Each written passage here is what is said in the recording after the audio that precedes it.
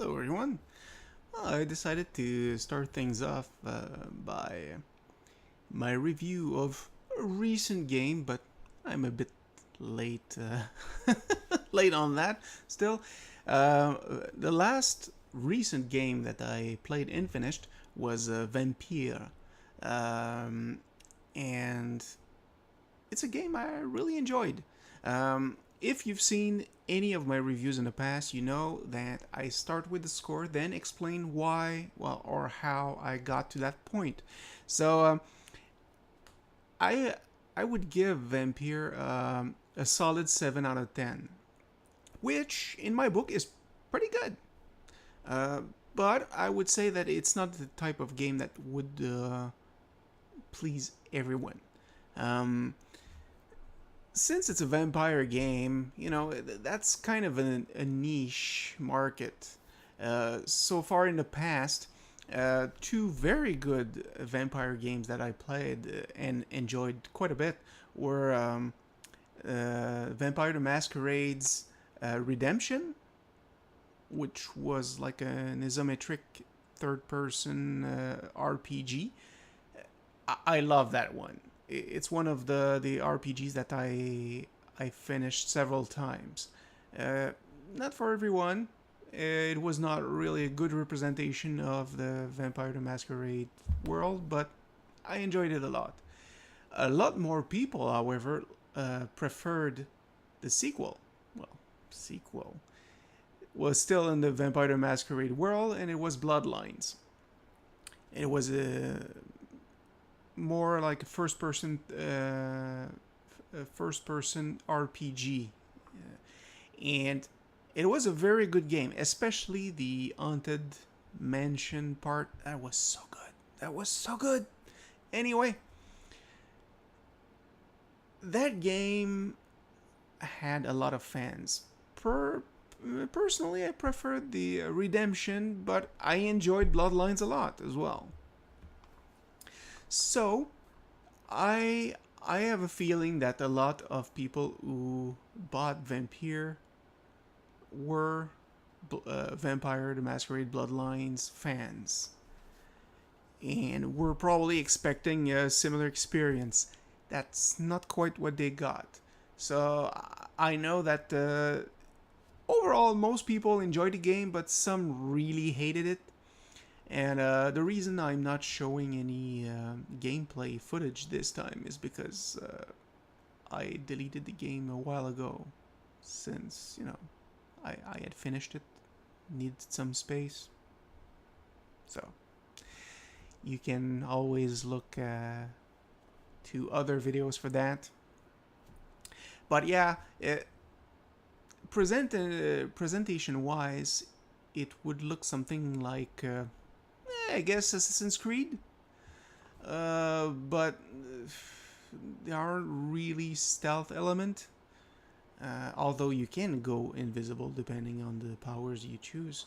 But yeah, it's not the type of game where you will hide behind a corner and try to stalk someone. It works a bit differently. It's a very wordy RPG or adventure game. More of an RPG, really. It's set during the First World War and during the Spanish flu epidemic in London. And right off the bat, some of the things that really work in that game are the music, which is sort of like a Baroque and fits the atmosphere perfectly. Um, all the, everything design wise, as far as the environment goes, is also spot on. It feels like you're running around in the streets of London back in the day, and there have been bombings, so there's stuff littered all over the place. Sometimes there are holes in the houses, and you have lots of places that are quarantined.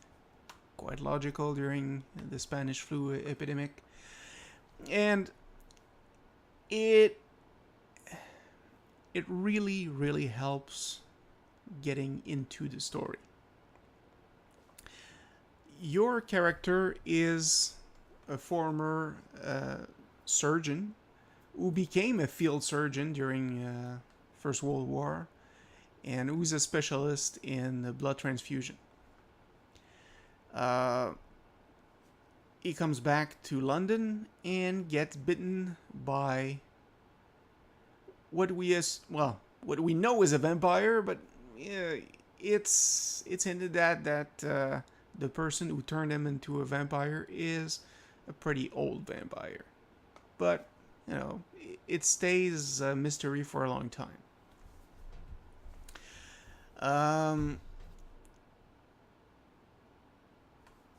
So since you're turned into a vampire, basically it starts you've just become a vampire and you're thirsty and you go for the first thing that you see that has blood, and it's your sister. So you have a sort of duality there. So of course the doctor has the vampire side of him that needs feeding, and at the same time he feels guilty about his new nature and what he's done as a vampire. Killing your sister is not something that most people would really brush off that easily. So there's a lot of a story around that. So eventually you meet someone who is related to vampires in some manner, and you end up working at a hospital where you try to find the cause and a cure to both the Spanish flu epidemic and also as a sort of vampiric epidemic, and you're not quite sure what's going on. Overall, as I said, it's a very wordy game. So there's a lot and a lot and a lot of conversation. So someone who needs action. For example, there's one of my friends who likes RPGs, but he has trouble playing them because they ask they need too much of his attention. So he gets bored quickly and just wants to kill stuff.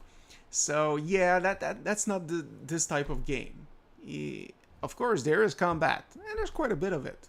But the main part of the game is really the story.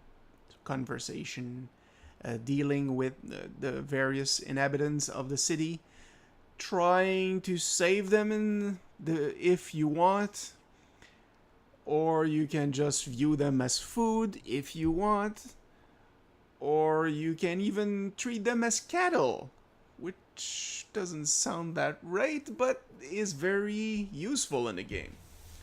So personally, I found all these side quests really interesting, because you can find a lot about different people, and you can act as a sort of judge, jury, and executioner. If you meet someone and you say, okay, that person seems nice, and then you find out some stuff about them, and you go, okay, that one is gonna get bitten.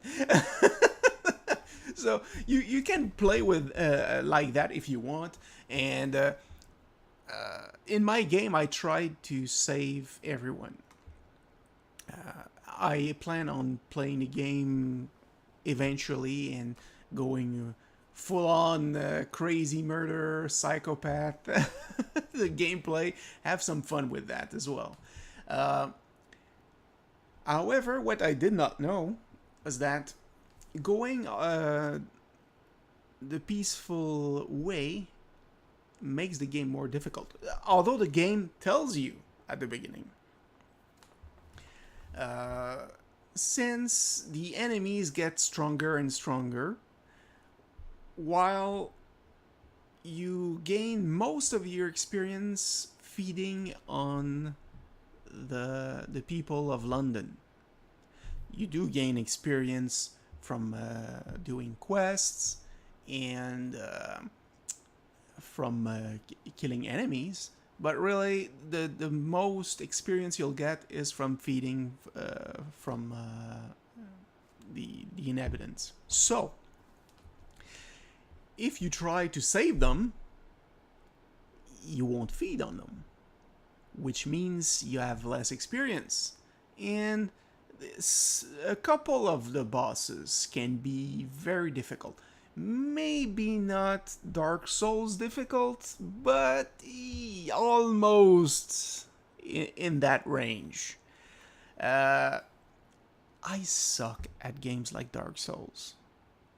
I'm really bad. And I had a lot of difficulty with 2 of the boss battles.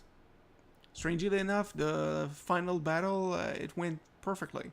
I don't know why, but it went well.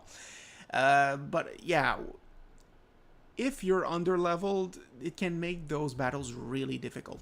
They're not impossible, mind you. You know, if you just keep at it and try again, you will get better and you will beat those bosses, and it will feel good. However, if all you want is ease in your games, like certain game journalists, well, you won't like that part of the game. Of course, you can always go full on psychopath, and then the game should be far easier. But it's not needed. You know, just if you decide to play the game and have trouble at it, just keep at it. You know, don't try to drive a square peg into a round hole. You know, just adapt. It's not too difficult. If I can do it, you can, because I suck at those games. And yet I finished it, no problem. So overall, I'd say you will probably get around 20 to 30, 35 hours of play from one playthrough. I can't recall how many hours it took me to finish, but it was likely around that time. And I really enjoyed the whole game. There's only one thing that really it didn't sit very well with me. And it was that at one point in the story, they sort of shove in like a romance in the game. It did not feel natural because the story had not progressed to such an extent that it felt natural. Now, I have a feeling that when they were making the game, there was probably 1 or 2 more scenes with the person that would have meshed everything together, and the romance would have felt natural. And they probably had to cut them due to time restraints or money issues. So it sort of happens at some point. I remember I was like, oh, so this is where they're going, but that was kind of out of the blue. But you know, sort of run with it and just keep on playing. However, I would have preferred if the romance was optional, and if the story would have had 2 very different paths following that decision. Instead, we ended up with basically one story, and at the end, depending on whether you were nice or a psychopath, you get 2 different endings. But yeah, I would have liked if that very romance had affected the plot more. Still, I thoroughly enjoyed the story, and I do hope there's a sequel. Not necessarily with the same character, but at the very least in the same world. Because the door is very open to either do a prequel, a sequel, or a side story. It would be easy for them to do something in Europe again. They could do something in America. They could do something in Asia. Asia would be fine, especially like Japan during the industrial era when they were starting to be influenced by Western civilizations. That would be nice. But hey, just wishful thinking. Still, this is a type of game that works great in an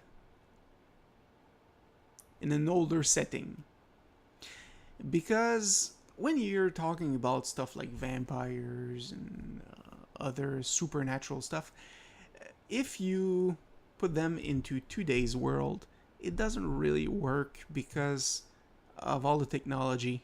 You know, you have cameras everywhere, so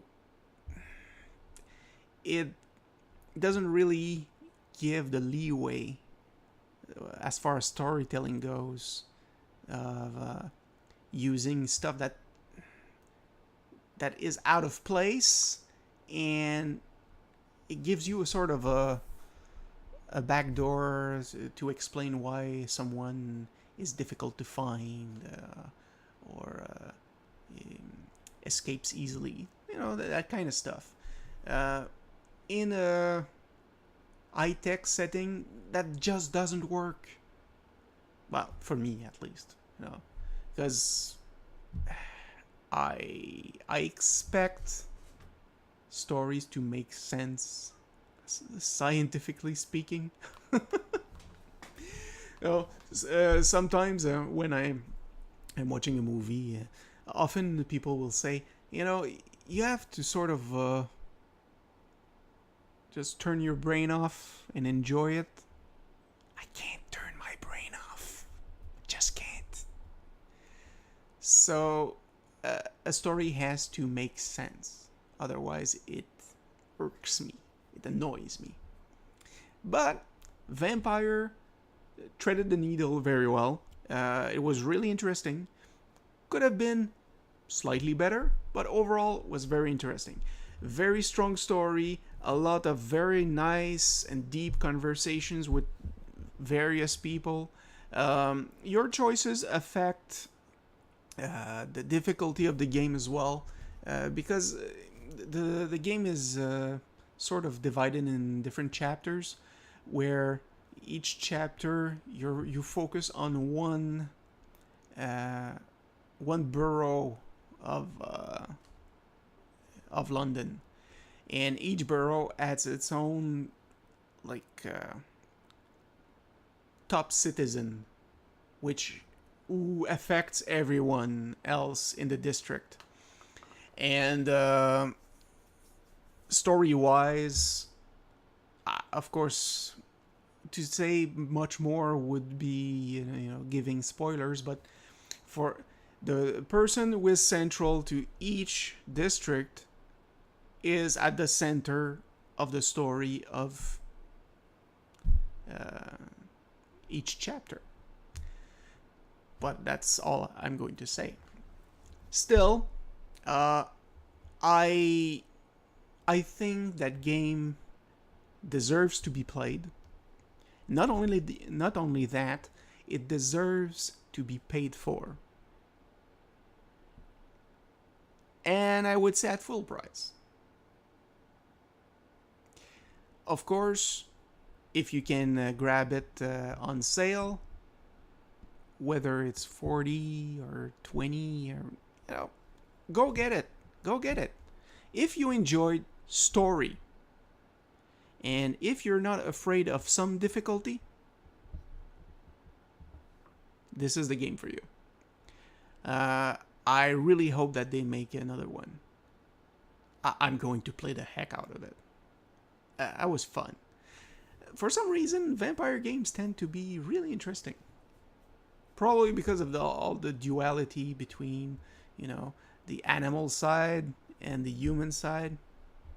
Probably that's the thing that really attracts me. But I enjoyed myself, and I hope you will try it and enjoy yourselves too. So, see you next time. Bye bye.